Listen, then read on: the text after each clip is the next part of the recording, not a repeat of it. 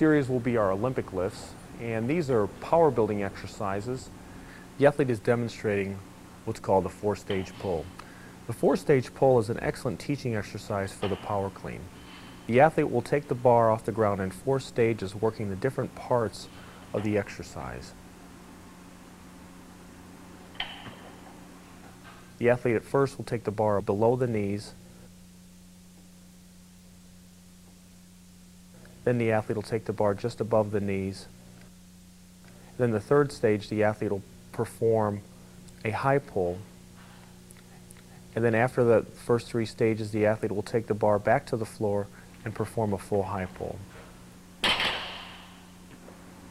In the power clean, one of the most difficult parts to teach is proper mechanics in pulling the bar off the floor. The 4-stage pull is an excellent teaching tool for that.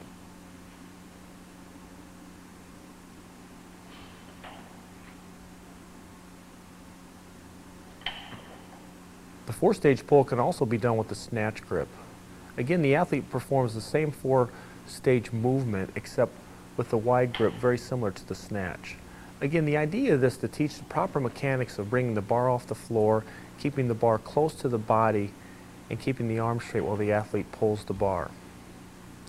The proper sequence is taught here as the athlete performs this exercise in stages, just like the clean 4-stage pull.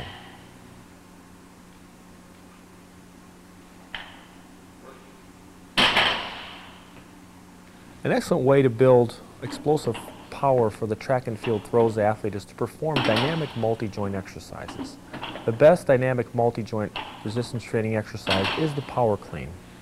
Now, in this exercise will be a little bit different than the clean you'll see the Olympic weightlifters do, as the track and field athlete doesn't need to drop to that low position. The athlete will only have a slight drop to try and rack the bar. This exercise is pulled from the floor, and the athlete will rack it at the shoulders. This next exercise is very similar to the power clean, but we call it the eccentric clean. For high rep sets, the athlete doesn't bring the bar back down to the floor. What this does is continues to load the lower body and helps develop the lower back. The negative or bringing down portion is really important for developing the lower back and leg strength. Athletes can also perform the power clean from the hang position. In this position, the bar is held at the upper thigh, and the athlete lowers the bar just above the knee and performs an explosive pull, and the athlete drops under the bar just as in the power clean. Now, this exercise is great for teaching that final pull that some athletes have trouble learning when the bar comes off the floor. The athlete can emphasize getting the shoulders over the bar, which is very important in mastering the pull in this exercise. In this exercise, the athlete is performing a clean pull. The athlete will use heavier weight than the regular power clean, and the athlete doesn't perform the finishing rack movement that he or she would perform in the power clean. In this exercise, the athlete will just perform an explosive jump shrug. This is an excellent power builder for the power clean.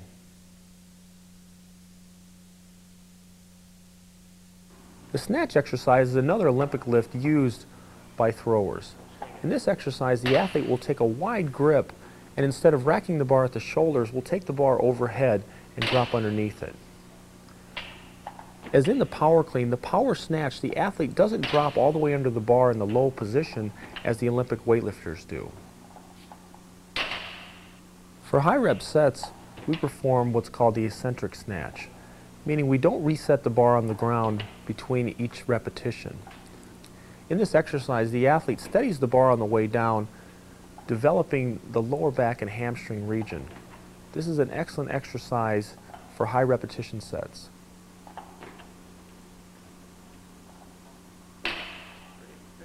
The hang snatch is very similar to the hang clean, as the athlete will lift the bar off the ground to the upper thigh and lower the bar to just above the knee and perform the same movement as in the power snatch. This movement puts a little bit less stress on the lower back and allows the athlete just to emphasize the explosive pull. Another variation of the snatch lift is the close grip snatch. In this exercise, the athlete performs the same movement as in the snatch lift, except the athlete will have a grip very similar to the power clean. Athletes can use very light weight on this exercise as it's a great speed building exercise. Usually 50 to 60% of the max of the regular snatch exercise is used, and athletes will usually perform approximately 5 repetitions in the close grip snatch. The snatch high pull is an excellent overload exercise to develop specific strength in the snatch. In this exercise, the athlete wants to keep the bar as close to the body as possible and perform an explosive jump shrug with the weight. The athlete should use about 10 to 20% more than their 1 rep max in the snatch when performing this exercise. The deadlift is a strength building exercise the athlete performs on the platform. Notice the athlete has a reverse grip to help them hold on to the bar. In this exercise, the athlete drops the hips and lifts the weight to the upper thigh, keeping the weight as close as possible to the body. The athlete will perform between 3 to 5 reps in this exercise using a fairly heavy weight. This exercise puts a lot of stress on the lower back and should only be performed once a week and only twice a month. You have to use a lot of care when performing the deadlift, as back injuries can occur if this exercise is not done properly. The Romanian deadlift is an excellent exercise to develop the hamstrings and the lower back. The legs will stay almost completely straight in this exercise, and the athlete will use a fairly light weight and perform repetitions in a very slow and deliberate manner.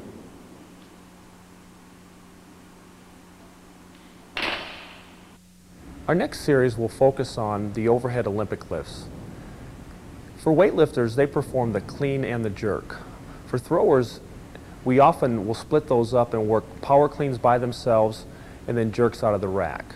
Now there's different variations of the jerk that can be performed at different points in the season. We're going to demonstrate some of those different variations. This lift has several variations which can be used at different times of the year. The first variation we'll see is the push press. In this lift, the athlete takes the bar off the rack from the shoulders and does a quarter squat, which we'll refer to as a dip and a drive with the legs, and then the athlete will press the bar overhead. This exercise works well during the preparation phase, as high repetitions can be performed with this, and it doesn't put as much stress on the joints as some of the other more ballistic movements related to the jerk. The next variation is the push jerk. The start is very similar to the push press, except the athlete now will drop underneath the bar. Notice the athlete keeps the feet fairly stationary and doesn't split, but just drops under the bar. This exercise is referred to as the traditional jerk. The athlete will take the bar from the shoulders, and after dipping and driving, the athlete will take the bar overhead and perform a split. This is very similar to what you see Olympic weightlifters perform in their competitive arena. This exercise is a little bit more complex, therefore it's not advisable in the preparation phase when performing high repetitions. Another variation of the jerk exercise is the behind the neck jerk.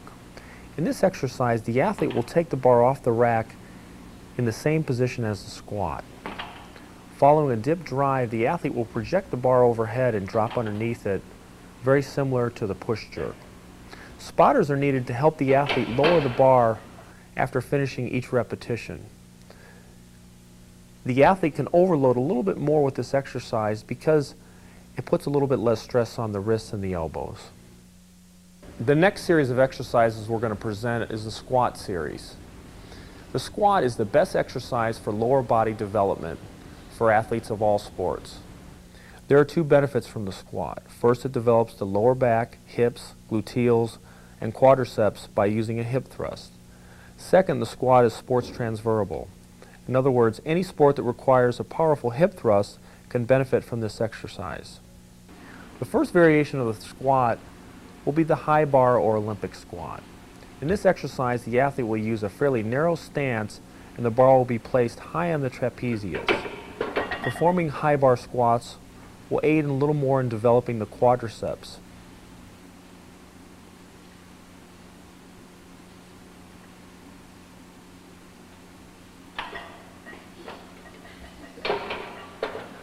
The next exercise is the power squat. The athlete will put the bar a little bit lower on the back and set up with a little bit wider base. The position of the bar will allow the athlete a little bit more hamstring and gluteal development and put the athlete in a little bit more favorable leverage position. Athletes can usually perform more weight using this type of squat technique. In the front squat, the athlete will take the bar off the rack in the same position as the power clean. This exercise is excellent for developing core strength and quadricep development.